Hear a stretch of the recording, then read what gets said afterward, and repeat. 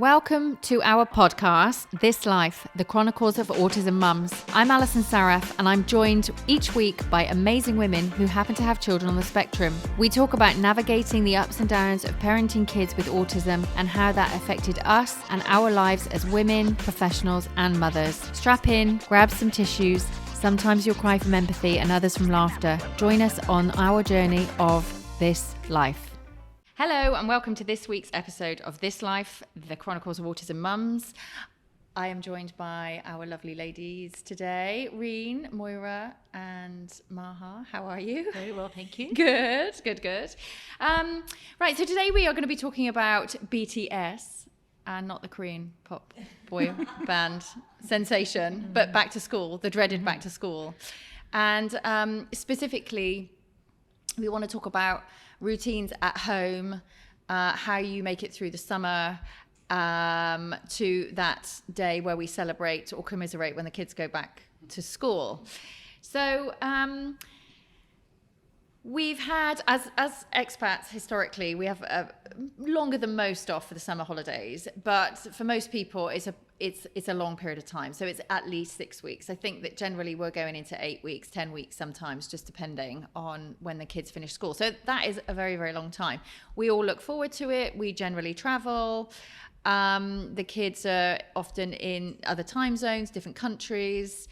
And let's face it, the routines are very often with the best will in the world, either non-existent or non-existent. So apart from trying to keep up with a bit of therapy or a bit of homework or just trying to keep the education on track, which I know that we all try, how, when when we've had this wonderful time away, we get back and we're ready for school, the anxiety is building for the parents, not the kids, because they think they're still on holiday.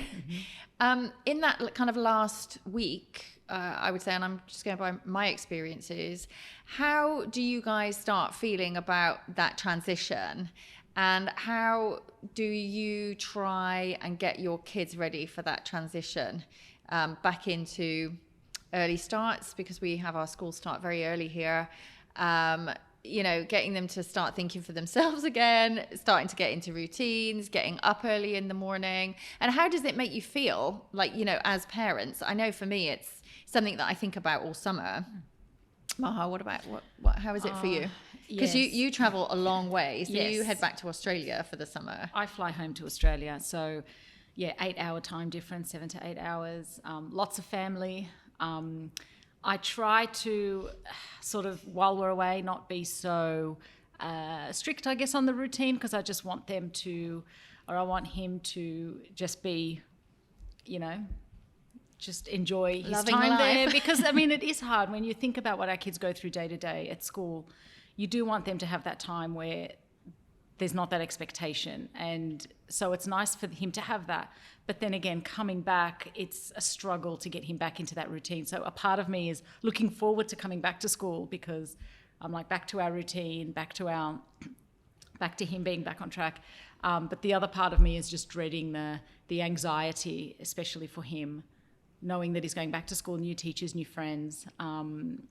So it is difficult for him. Who do you think has the most anxiety, and who where does one bit, like, child. does one, like, I think is we it your add to anxiety each other that makes I think it's both of us. Yeah. And I try so hard, because he picks up on my anxiety straight away. So I'm anxious about being anxious. It's like I'm on that wheel as well. So I'm trying to be really relaxed and cool about it. No, this will be great, don't worry. And I can tell he's looking at me like, what's about to happen? So I'm definitely getting better at that. I think I'm getting better at just accepting the situation as it is and saying, well, if it's good, if it's bad, we'll deal with it.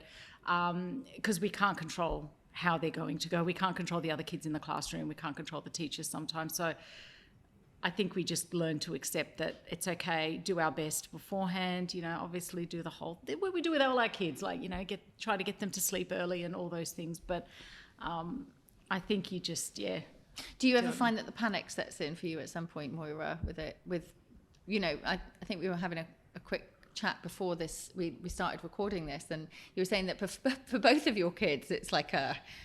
Oh, yeah. be honest, Is it more? I was going to say, is it more for Callum? Callum's got no stress about it at all. It's not your stress. It's not even on his radar. He's heard us talking that school's starting, but I don't even think he's waking up in the morning thinking, I've only got 2 more days. Yeah. You know, it's not even on his radar. It's just another day for him. And luckily, normally he's an early riser, because the early starts would be and getting myself. Yeah, not them necessarily, me getting up and getting packed lunches made, the bane of my life. That's what I'm stressing about. Right. Yeah, just getting back into that savouring every last day of the holiday for a lie-in, but also willing the start of school to come so that I can come back for a nap after I've dropped them off. Probably. That's not true. I work very hard on that. Sean.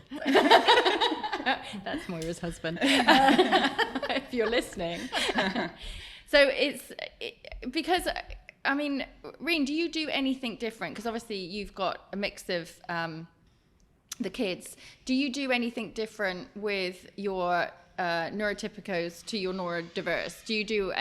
Is there any differences that you make to that, to the way that you prepare yourself or prepare them for the start of the year?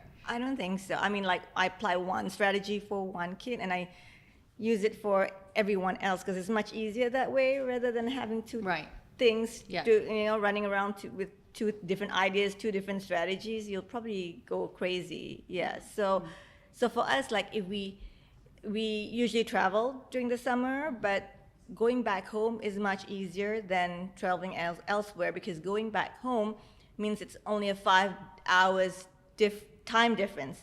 So for most people that would be like, what? But we're all on pretty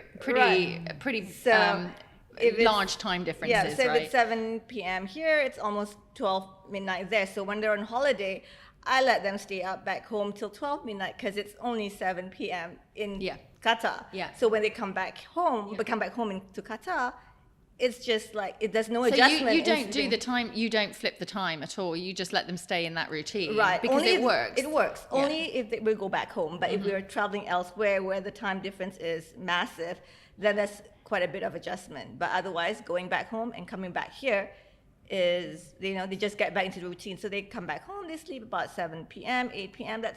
That's good enough for me. So I don't try to adjust, because you go back for holiday and you don't want them to be, in a rigid routine. You just want to let them relax and not think about anything, not thinking of, what I have to do tomorrow. Do I have to wake up early tomorrow? And, why can't I stay up late? And things like that, because they're always doing so much when they're back here. Right. So, how important do you think it is for all of our kids, especially the ones with autism, because we talk about them so specifically, I think, because, it could be that the way that we manage their school vacations and what we do with them in the summer is maybe slightly different to what we would do with our other children. So how and why do you think it's so important for us to let go of the reins, especially with them during the summer? And why is it so important? And have you tried to kind of keep them in a really strict routine of kind of education and sleep and food and all of that kind of thing? And has it worked, or is it, have you decided to release, and relax because it hasn't worked? What do you feel about that? To be honest, I've never taken my kids back home and kept such a strict sort of routine.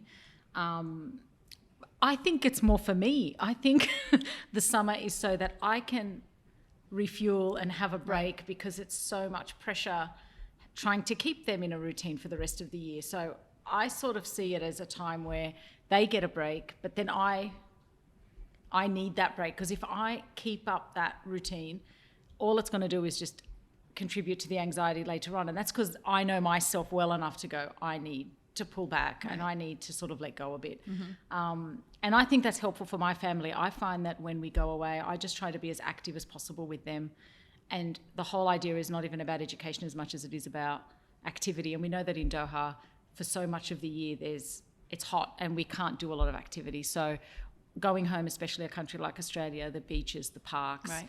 that's like I'll just immerse them in that the whole time we're there. And then when I come back, I think there's so much learning that happens in those environments as well, isn't there? And just so much time. They say that very often that these are the moments that we see the most progress from our kids, when they actually take a step back and they can just process perhaps what they've learned.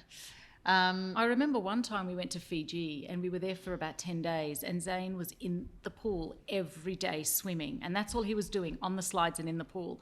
And when he came back, the teachers were saying to me, it's like a different child's come back, like he's just so switched on and he's just so alert. And I thought, well, we haven't done a thing, we haven't read a book, we've just been swimming and just enjoying our time on the water. And I realised then like how important it is for them to have that time, because even the teachers noticed a difference when he was just doing activity the whole time. Because I think we put ourselves under, I mean, I have in the past, and actually now that Noah's getting older, I find that I'm putting less pressure on myself to make sure that he keeps up with his speech therapy, his occupational therapy through the summer, because there are so many things, like you say, that we can be doing outside, but also stuff that we don't necessarily expose them to. Life, going out, visiting places, learning about places. And that is kind of education in itself, isn't it? Yes.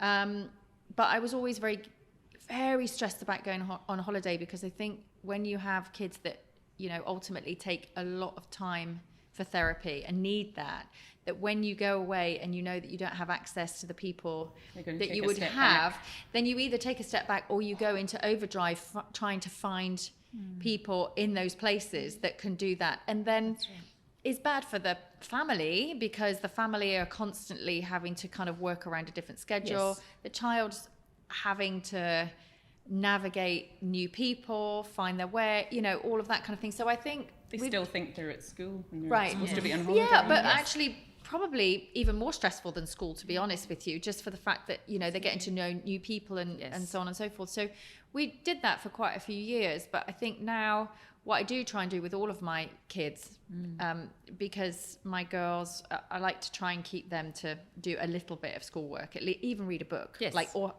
chapter, just in the mornings or something like that when they're away. And then for him, I get him to do even just a couple of worksheets, or just a bit of cutting out and stick it, something, just to keep, just to make me feel better, actually, not him. That's what it sounds like. No, but it's that. It's like, it's the pressure that we put. Make up a pack every holiday. And quite often it would come home unopened. But the point was that you did it. You had the intention, and then you come home and feel like a failure. Yeah, I know. And then you're trying to cram all that work in before the first day of school. Right, okay. Today we're just doing the pack. But I think we do put a lot of pressure on ourselves. I certainly do, but I don't so much anymore, because I can really see the benefits of them just being out, being about, being kids. Meeting, socializing, meeting people, having different experiences. So Reen, when you are back at home, you are literally just on the same schedule, and do you talk to the kids about going back to school? Obviously they're older, so they know that it's August. They know the date that they're going back to school. How do you manage because obviously we all have anxiety about the kids going back to school, and as Maha said, we're kind of in a point, and I think we're all in that age and stage whereby there is a level of acceptance that it's going to be a wobbly week. It could be good, it could be bad. We just go in with let's see how it goes. But how have you come to that conclusion yourself? In your own self, that's going to happen. It's going to happen. I mean, it took years before I can actually just let it go. Yeah. Because every year I get anxious, wanting to try to make sure everything is on order, everything is perfect. Yes. He is ready for school. The first day is going to be a big bang. But then, and then making sure the teachers are there, everything. But then, after for the past since COVID, COVID changed me. It did, and it changed a lot, I think, for everybody. Yeah. So the way I think, the way I used to do things, and like things can happen anytime. You can't prepare for everything. You've got to be a bit more flexible and change. I think, and because his condition make him rigid, it make me rigid because I have to do everything right. So now it's like, oh, you're going back in August. Don't worry about it. Like, we deal with it. We'll cross that bridge when we come to it. Yeah, I'm not going to worry. I'm not going to stress myself out. I'm not going to stress him out. I think he'll be fine. He's big enough, and I'll be fine. And you've got years of experience. Yes, so you know what's to come, right? So ladies, sorry, what were you going to say? I was just going to say, I think if you know what teacher they're going to, what team's going to be around them, it's much easier just to let them go and figure it out. Feel safe in the knowledge that they'll be all right. Yeah. So ladies, what are your top piece of advice for anyone listening who has had a long summer break and is trying to get their house in order before BTS? Back to school. What's my top tip? It's hard to just say relax because no one relaxes by being told to relax, really. So it's just to be. I think the biggest thing is just don't stress them out. I think it makes it worse. Don't stress yourself out. It'll work out. It's if they're in a good school, they'll get through it. Don't worry. Just go. Off you go. Off you go. Land the plane. Get off the plane and go to school. That's right. What about you, Moira? I don't know. Just holiday up to the last possible minute. And then everything will change. It'll be fine. Yeah, it'll be fine. Okay. And you, Reen? Don't relax. Don't relax. That's the opposite, right? It's the opposite effect. Yeah. Keep your wits about you at all times. You'll get it through regardless, you know, so just...